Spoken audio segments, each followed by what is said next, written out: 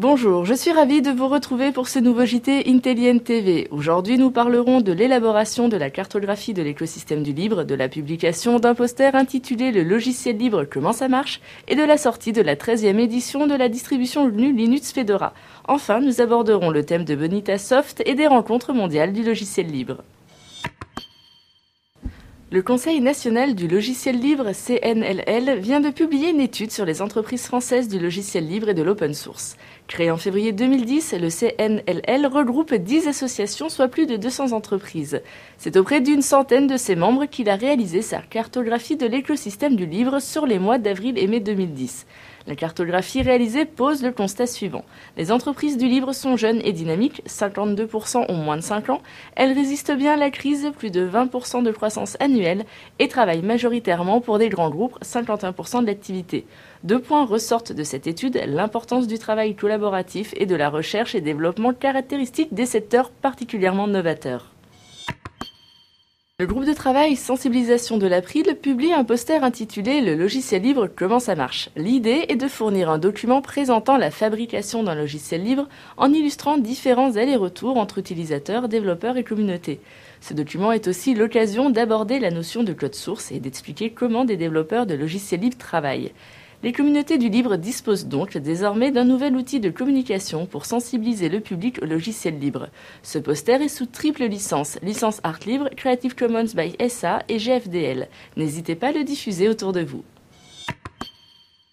Le projet Fedora et l'association des contributeurs et utilisateurs francophones de Fedora ont eu la joie de vous annoncer la sortie de la 13e édition de la distribution GNU Linux Fedora. Fedora, anciennement Fedora Core, est une distribution Linux soutenue par la société Red Hat. Fedora, qui dérive donc de la distribution Red Hat Linux, est destinée à la remplacer pour une utilisation non commerciale, c'est-à-dire grand public. Le maintien de Fedora provient en grande partie de sa communauté d'utilisateurs. Le rythme de sortie des nouvelles versions est basé sur celui de GNOME, c'est-à-dire 6 mois. Retrouvez l'interview d'Armel Kermorvan, président de la communauté française, sur notre site, qui nous parle notamment de son rythme soutenu en matière d'innovation. Le 7 juin 2010, Bonita Soft a fêté ses 1 an et la sortie de Bonita Open Solution 5.2. Bonita Open Solution a été, depuis sa création, téléchargée plus de 450 000 fois et bénéficie d'une communauté active de plus de 1000 contributeurs. Rappelons que Bonita Soft est le premier éditeur open source de solutions de gestion des processus métiers, BPM. Créé en 2009 par les fondateurs du projet Bonita, l'entreprise est notamment partenaire de Talend et de Boole et membre actif du consortium OW2. Les points forts de cette nouvelle version, nouvelle fonctionnalité BPMN 2.0, personnalisation d'applications web et nouveaux connecteurs, Drools, SAP, Exchange et SharePoint et d'autres en cours de réalisation. Les rencontres mondiales du logiciel libre sont un cycle de conférences autour du logiciel libre et de ses usages. L'objectif est de fournir un lieu d'échange et de rencontre entre utilisateurs, développeurs et acteurs du logiciel libre dans une optique non commerciale.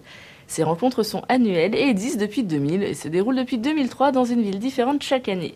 Il s'agit sans doute de l'événement communautaire majeur du logiciel libre en France, aux côtés du salon professionnel Solutions Linux et de l'événement Open World Forum. Les rencontres mondiales du logiciel libre sont organisées cette année sur l'agglomération bordelaise du 6 au 11 juillet 2010 par un collectif d'associations d'Aquitaine avec le soutien de partenaires publics et privés. Les thèmes traités sont larges et exhaustifs. Éducation, accessibilité, culture, loisirs, entreprises, collectivités, développement durable, entre autres exemples. Intelligent TV sera présent sur l'événement.